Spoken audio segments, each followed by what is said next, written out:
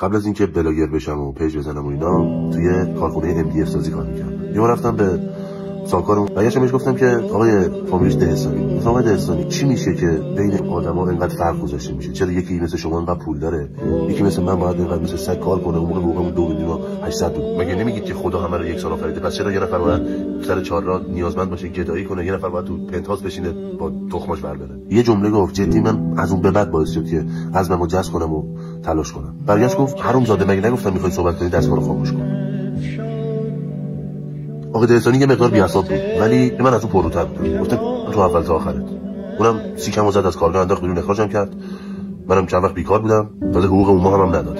منم بعد اون رفتم تو کار نصب کابینت که اونجا هم درم مالیدن و ابزارام بود کشیدن بالا و از اون طرفم دیگه دیدم ابزار ندارم پول ندارم، رفتم توی کارخونه سرامیک کار کردم. اونجا هم گفتم حقوقمو ندادم، اونجا هم مالیدن درم، کلا خیلی میمالیدن درم تا اینکه من بلاگر شدم و حالا من میمالم درم.